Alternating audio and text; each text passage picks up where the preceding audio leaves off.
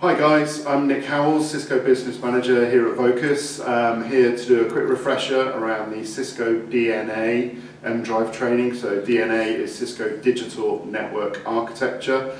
Also digitization is another phrase we'll hear during the upcoming training. So today, very grateful to have Rob Price in from Cisco. He's the Partner CTO for Cisco UK and Ireland.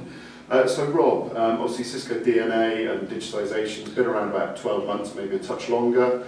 Just wanted to understand the key benefits of it, how it's going to benefit our customers, and what are the key features around it. Okay, so firstly, Nick, thanks for the invitation today. Really appreciate the opportunity to come and talk to you. I guess, yeah, your observation is absolutely right. The high level messaging for Cisco has been around digitisation for at least the last 12 months now. I guess probably the first thing to do is define what that means. Yeah. So within digitisation, a big part of digitisation is the Internet of Things, which is a term that I would imagine most people will now be familiar with. Not a Cisco term, it's an industry term that we've kind of adopted. And for me, IoT forms a part of the overall digitisation message, and quite an important part in that, for me, IoT is largely about connecting things up. Cisco have got a statistic that says that we estimate there will be 50 billion things connected to the internet by the end of the decade. Other people put the number even higher, but regardless of which, it's going to be a lot of things connected to the internet. Sure. So IoT is largely concerned with the connectivity of those things. The broader digitisation message is where it gets quite interesting. So if IoT is about connecting things up, digitisation is about the consequences of connecting things up. And the single biggest consequence of connecting all of those billions of things together is you generate phenomenal amounts of data. Sure. Truly mind-boggling numbers unless you're a mathematician. And it's how you firstly acquire that data, so it's mining that data. Secondly, what you do with it, how you analyse it. And thirdly, what you then do with the outcomes or the output of that to drive useful business outcomes. Right. So if that's the kind of the broad top-level digitisation message, and within that IoT, what Cisco have now done is to start to address how we make that real for customers, how we get allow customers to derive benefit from that, is concerned with firstly a program called DRN, the Digital Ready Network Program, which just for once is perfectly aptly named by our marketing friends. It is exactly what it says, the Digital Ready Network. So it's how you make your infrastructure ready for your digital journey. Okay. So digital ready.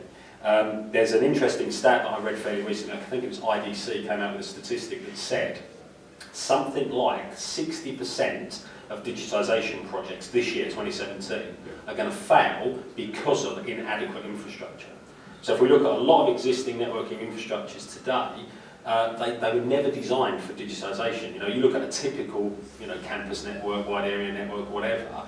Usually they're designed to support maybe thousands, maybe tens of thousands of devices, not hundreds of thousands or millions. And that's the world that we're moving into. When potentially every light bulb in a building might have an IP address, you're talking about an awful lot of extra things that the network then has to cope for. Fantastic. You're taking it above the users, kind of desktops, PCs, you're moving into smartphones, obviously. And as you say, yeah, everything connected. So I've read stories around connected cows. Yeah. Obviously you've got cars, you've got Fitbits, you've got all kinds of devices, TVs, so you take it from the home, you've got fridges, you've got everything like that, all the way through to the business. So yeah, you're talking now trebling or multiplying.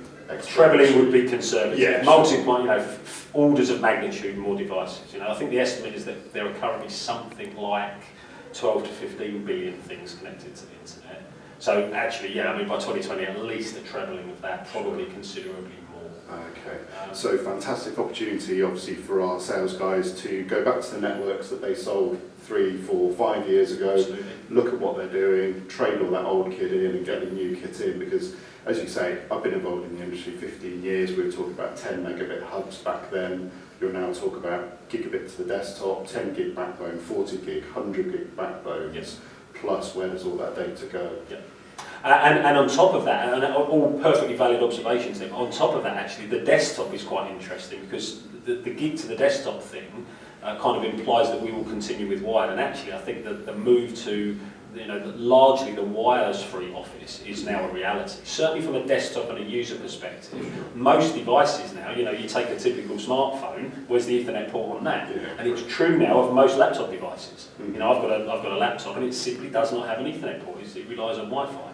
Okay. That doesn't mean that wired is dead by any stretch of the imagination, because as we said, you know, the building infrastructure, for example, smart buildings, when you start connecting up your lighting, your HVAC systems, your sensors, etc., etc., we've got a program that we call the digital ceiling. And again, it's aptly named. It sounds like one of these lofty marketing things, you know, the digital ceiling. It isn't. It's the ceiling of the building. And you know, all the stuff that goes into the ceiling space, again, lighting, smoke detectors, infrared detectors, HVAC systems, etc., can all be connected to the IP network, wired connected to it, and in many cases powered from the IP network. So lighting, for example, using universal power over Ethernet. Right. So okay. the wired still has a very, very important place to play in this digital sort of enablement strategy that we've got, but so does Wi-Fi. Okay. And managing all of those components, that's going to be the key thing, because Yep. obviously if you're deploying more devices, more Internet of Things, connected devices, how are we going to manage that? How are we going to sort of drive policy to the different devices? Yep. How's that going to happen? So again, you know, and you've hit the nail squarely on the head there. Policy is really interesting here. So managing by policy, and again, you know, you'll be familiar with the term software-defined networking. Yeah. So Cisco has a very well-developed software-defined networking strategy. We've got a platform for the campus environment, in fact, for the enterprise networking environment called the APIC-EM, which is our software-defined networking controller platform. And it's basically, what it seeks to do is manage by policy. So if I've got an application on the network that I want to give, you know, temporarily, for example, give a higher priority to, APIC-EM will allow me to do that in a very, very easy way. Whereas in the past, you'd have had, you know, very, very clever people, CCIEs, for example, in Cisco's language, modifying configs via a command line interface on devices, you know, potentially hundreds of devices. Nowadays, you'd simply go, I want that application, click on it, I want that level of quality of service, click on it, please enable. No. It doesn't remove the complexity, it just hides it from the user. Sure. Yeah. Okay. And actually, that's so that's one of the components, and something that you mentioned right at the beginning, which is really important to this, is the digital networking architecture, or DNA. So what Cisco has done is we've defined the attributes that we believe a digital-ready network needs to have. Software-defined is one of those, so what we call automation. Okay. The ability to gather network-based analytical information is another of those, and a thing called virtualization. And what I mean by that is network function virtualization is another of those. And then overlaying all of that, you've got a thing called cloud management. Okay. So that's the kind of blueprint. So if your customer says, okay, I know I'm going to be connecting thousands or hundreds of thousands of more things, what does my network need to look like? We've got that covered. The DNA architecture defines those attributes. Fantastic. Superb. Excellent. So really good overview. Obviously the training will be taking place across the UK offices for Vocus. This is a nice refresher for you. So sales guys, what you need to do is do your usual kind of opportunity forms, get some profiling done on the customers, talk to customers who have done their network upgrades maybe 3, 4, 5 years ago, talk to them around digitization, what their strategy might be around that. Raise opportunities in the usual way to myself and to the Cisco pre-sales team, and happy hunting, guys. So thanks very much for your time, Rob, and that's all from us.